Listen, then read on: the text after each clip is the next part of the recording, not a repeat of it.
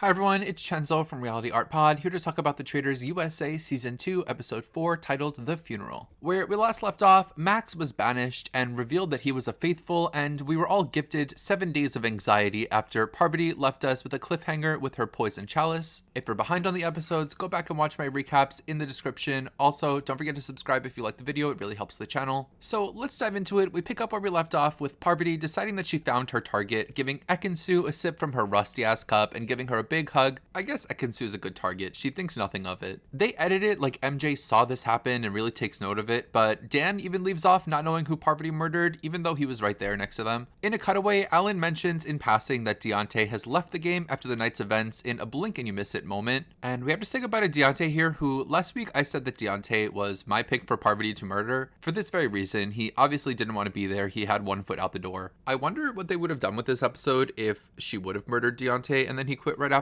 But overall, he seems like a really nice guy. I think his agent really set him up by putting him on the show, given that this entire cast pretty much has TV experience except for him. Through that, I feel like a lot of the things that were happening, like the arguing and stuff that didn't really bother anyone else, really got to him. Though I feel like if this was a cast of half regular people and half celebrities, I feel like Deontay would have done better. But overall, I feel like he was really out of his element in the game. He was a terrible faithful with really bad reads throughout, leading the faithfuls in the wrong direction, specifically with the Max vote. I feel like his trajectory would have been more of that. Through that, I'm not mad that he pulled himself from the game. A lot of reality TV fans online have big problems with quitters. If you are not my favorite and you quit, I'm fine with it. Moving forward, the next day at breakfast, Dan and Phaedra are the first ones in and they don't know who Parvati murdered. Parv joins them and tells them that she got Ekin-su and they're shook. Phaedra says, "Sweet baby Jesus, Lord, not Ekin-su," as she fans herself with her napkin. Phaedra thinks that it'll make a target on her because she voted for Ekin-su at the round table and Dan wants to use it to his advantage. The faithfuls start trickling into the room. As this happens, Janelle and CT express agitation in confessionals with the amount of Bravo people left in the game, with Janelle referring to the competition reality people as the gamers. Larsa feels like the traitors are targeting people she's close to, and then Ekin-su walks in, to the shock of Parvati, who says she's supposed to be dead.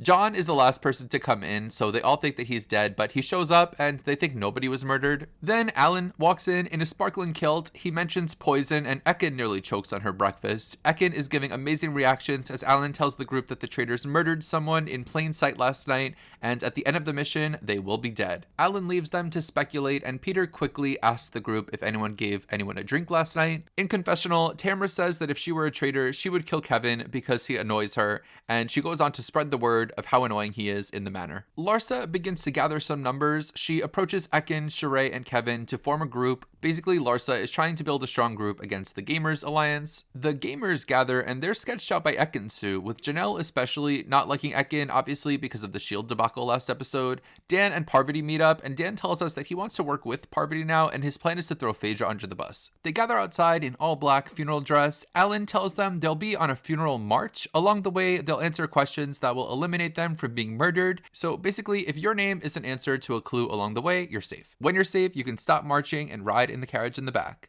Janelle, Peter, and Tamra are safe because they have shields. The entire set design for this is so beautiful and the entire production feels really expensive. The first clue is that any players born in the same year are safe, and Sandra, Larsa, Kevin, and Dan are safe, with Sandra making a comment about how she's shocked that her and Larsa are born in the same year because Larsa looks so much older than her. That made me laugh. Next, they get a choir who sings, "Who in the funeral march did Johnny Bananas trust the most?" CT and Trishelle are the answers, and they're safe. The final clue is that the last safe people are the people who were in red in the Scarecrow Challenge, leaving Parvati, Ekin-su, and MJ as the last 3 eligible to die. Janelle doesn't miss a chance to shit on Ekin-su in confessional, calling her a messy player and a terrible competitor as she marches to her grave. Ekin confesses to us that she's a threat because she's so charming and glamorous. The final 3 have to get into coffins, and the safe players have to throw a rose into the coffin of the player they think was murdered. If the majority is right, they win $20,000 for the pot, and if they're wrong, they don't win money, but Ekin will die no matter what. Everyone ends up voting for MJ here, with John putting his rose right on MJ's face. Alan reveals the player who was murdered is Ekin-su, and he slams her coffin shut on her, and they lower her into her plot. So we have to lay to rest our dearly departed Ekin-su. I've said this before, but I love Ekin-su. She's my favorite personality from Love Island as a whole. She is confident confident. She is glamorous. I feel like the show didn't really know what to do with her here because A, where's Davide? It would have been so fun to see Ekin-su and Davide together on the show. Also, Ekin-su had no business being a faithful. She was never going to be a traitor hunter and she seemed to have no interest in playing the faithful game, but as a traitor, she would have been so fun. She would have been forced to play the game. I think she would have got caught and she was on the verge of being voted out by the faithfuls anyway, but I feel like she would have made some really good TV in the process. In the end, she really had the opportunity to completely suss out Parvati and throw her under the bus, but she didn't. I don't even think she remembered that Parvati gave her that drink. She seemed pretty tipsy. Either way, I feel like we didn't get the best of Ekin-su here, and I hope we see her again soon. Back at the manor, Dan is starting to get a bit more vocal in the strategizing.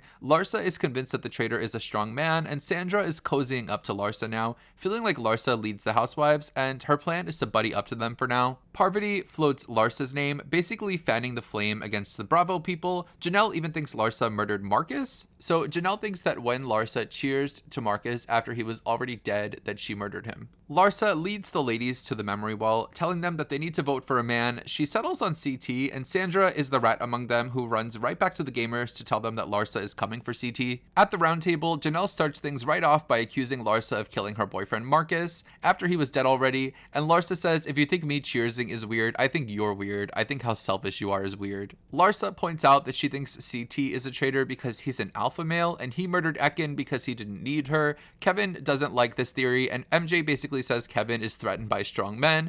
Kevin says if he was a traitor, he would get rid of MJ first because he finds her highly annoying. I love this roundtable because it has nothing to do with the game. There are just two alliances at this point, and they're going to make sassy, catty comments to each other. Parvati brings up that the housewives are performers, and Phaedra finally chimes in to defend the wives. Phaedra says, "Don't go there, Parvati." And Phaedra confesses to us that she will not tolerate bad behavior in the round table, and it appears that we may have a mother off on our hands. Going to the vote, pointing out votes for or by the traitors, Dan votes for Larsa, Phaedra votes for Kevin, and Parvati votes for Larsa. Ultimately, none of the traitors got any votes, and Larsa gets the majority of the votes and is banished. Larsa reveals that she's a faithful, which doesn't really get a big reaction from the group. So we have to say goodbye to Larsa here, and I'd fully predicted that she and Marcus would be early targets in the game. As far as the Bravo people that are on the show, I'm okay with Larsa going first. As I've said before, I don't really like her on the Housewives. I am pretty surprised after the last episode that she goes here. I felt like Larsa was the most confirmed faithful of the group. Her boyfriend was just murdered. I don't think Janelle actually convinced them that she murdered Marcus, which really just goes to show what a terrible player she is. She was onto Dan's trail last episode, and I gave her credit for that. I felt like she was having a genius moment, but as far as gameplay goes, assembling an alliance and then marching them around the house, marching them right up to the memory wall to look at the pictures and decide who you're all going to vote for, it's just really messy. And I said in my first impressions video, I felt like Larsa was the most likely to be voted out by the faithfuls, even if they thought she was a faithful, and here she is. After Larsa's banishment, the housewives are pissed at the gamers, especially Parvati. Sheree lays groundwork for bringing some of the outer players like John and Kevin in to go against the gamers. CT and Trishelle sync up to build some trust. It feels like they could be a good traitor hunting duo. At night, the traitors meet in the turret, and Phaedra is pissed, leading off with "that wasn't cool," and tells Parvati that no one likes her and everyone thinks she's a traitor.